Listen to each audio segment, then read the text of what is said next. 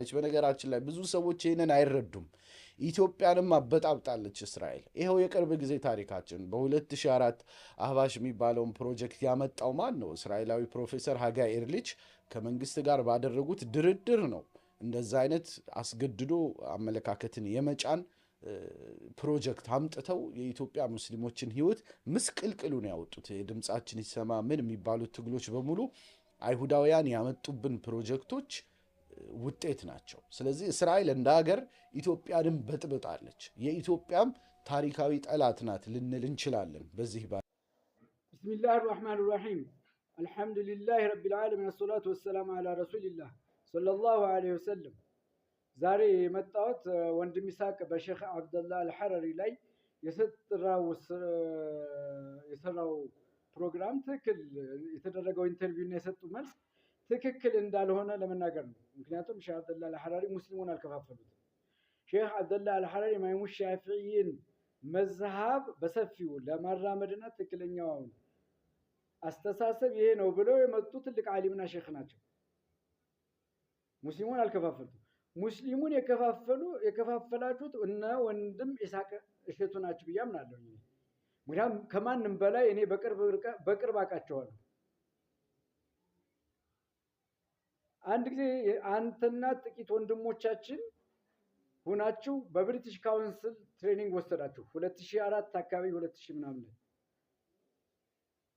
እና በዚህ ሰዓት ከብሪቲሽ ካውንስል ላይ ትሬኒንግ ከወሰዱት ውስጥ መሃል በምን መስፈርት እንዴት እንደሆነ ባልታወቀ ምክንያት ኡስታዝ ኢስሐቅ እሸቱ፣ ወንድም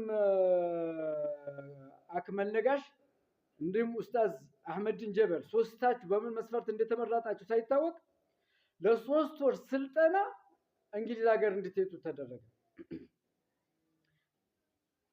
በዚህ ሰዓት ያልሄዱ ወንድሞች ጋር ትንሽ ችግር ተፈጠረና እንደውም ለማስታረቅ በመሃላቸው እኔና ሼህ መሐመድ ሐሚድን ሽምግልና ተልከን ነበር። በመሃላቸው በተፈጠረ ክፍተት ማለት ነው። በእናንተና በሌሎች ወንድሞች እናንተ እንግሊዝ ሀገር ለስልጠና በሄዳችሁና በቀሩት መሃል በተፈጠረ ችግር ለሽምግልና እኔና ሼህ መሐመድ ሐሚድን ሽምግልና ተጠርተን ነበር። ሽምግልና ተልከን ነበር። ለማንኛውም ነገሩ በረደ። ግን እናንተ ሶስታችሁ ማለትም ኢስሐቅ እሸቱ፣ አክመል ነጋሽ፣ ኡስታዝ አህመድን ጀበል ሄዳችሁ እንግሊዝ ሀገር ለ3 ወር ስልጠና ወስዳችሁ ወደ ኢትዮጵያ ተመለሳችሁ። ብዙም ሳትቆዩ የሙስሊሞች ጉዳይ መጽሔት ላይ ሙስሊሙን መቀስቀስ ጀመራችሁ። ሙስሊሙን በሙስሊም ላይ እንዲነሳ ማነሳሳት ጀመራችሁ። ሙስሊሙን በሙስሊም ላይ አህባሽ መጣብህ እንትን መጣብህ እያላችሁት ሙስሊሙን ባልገባው መልኩ ተነስቶ ሙስሊሙ ላይ እንዲዘምት አደረጋችሁ። እናንተ ናችሁ በዚህ መልኩ የገፋፋችሁት። የገፋፋችሁበት የሙስሊሞች ጉዳይ መጽሔት ብዙ ወንድሞች ጋር አጃለ። አነሳሳችሁት። ማንን? ሙስሊሙን በሙስሊም ላይ አህባሽ መጣባችሁ ብላችሁ ያነሳሳችሁት፣ ሙስሊሙ ለሁለት የከፈላችሁት፣ ከዚህ በፊት ያልታየ ነገር ክፍፍል ያመጣችሁት፣ በየመስጊዱ ድብድብ ያመጣችሁት፣ በየመስጊዱ ረብሻ ያመጣችሁት እናንተ ናችሁ እንጂ ሼህ አብደላ አልሐረሪ ሙስሊሙን ለሁለት አልከፈሉም። ሐሳብ ይዘው መጥተዋል። ያን ሐሳብ ደግሞ መወያየት እንችላለን፣ አቅም አለን እናንተ ጋር ለመወያየት ኑ እንወያይ ሲሏችሁ እምቢ ያላችሁት እናንተ ናችሁ አይደለም? የዛኔ አሁንም ለመወያየት ከእናንተ ጋር ከሚፈልግ ጋር ከአሊሞቻችሁ ጋር እነሱ ዝግጁ ናቸው። አሁንም በዚህ ሰዓት በውይይት ነገሮችን እንፍታው። እናንተ የምትሄዱበት አስተሳሰብ ሰው ሰራሽ እንጂ ነብዩ ያስተማሩት ትምህርት አይደለም። ዑለማዎቻችን መሻይኾቻችን ታላላቅ ሰለፎች የሄዱበት መንገድ አይደለም።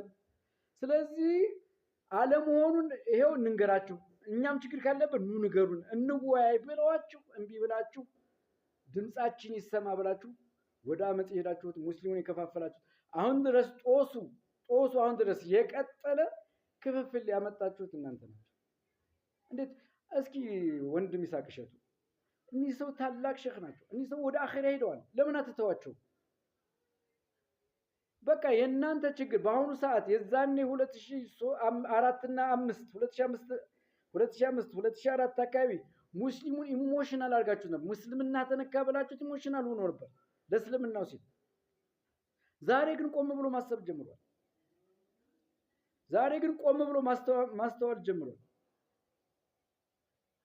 አሁን እያስተዋለ ስለሆነ ጆሮ መስጠት ጀምሯል። ስለዚህ ወንድም ይስሐቅ ወደ ሌላ ጉዳዮች ብታል የተበላበት ቁብ ነው። እምቢ ካላችሁ ግን አይ ብዙ የናንተን ችግሮች በሙስሊሙ ላይ ያመጣችሁትን ጦስ 1 2 3 እያንዳንዱን ነገር ማጋለጥ እንጀምራለን። እስከዛሬ ነገ ትመለሳላችሁ፣ ትቶብታላችሁ፣ ሙስሊሙን ወደ አንድን ታመጣላችሁ እያልን ዝም ብለናል። የምናውቀውን ይዘን ዝም ብለናል። ከዚህ በኋላ ግን 1 2 3 እያልን ፕሮግራም እንሰራባቸዋለን። ስለዚህ ሙስሊሙን የከፋፈለው ማን እንደሆነ እንግሊዝ ሀገር ለ3 ወር ሰልጥናችሁ ከመጣችሁ በኋላ ይህን ችግር እንደፈጠራችሁ ማንም የሚያውቀው እናንተም በሙስሊሞች ጉዳይ መጽሔት ላይ የጻፋችሁት ጉዳይ። ይህን ለማለት ነው። ስላዳመጣችሁ አመሰግናለሁ። ይህን ጉዳይ ለወንድም ይስሐቅ እሸቱ አድርሱልኝ። አመሰግናለሁ።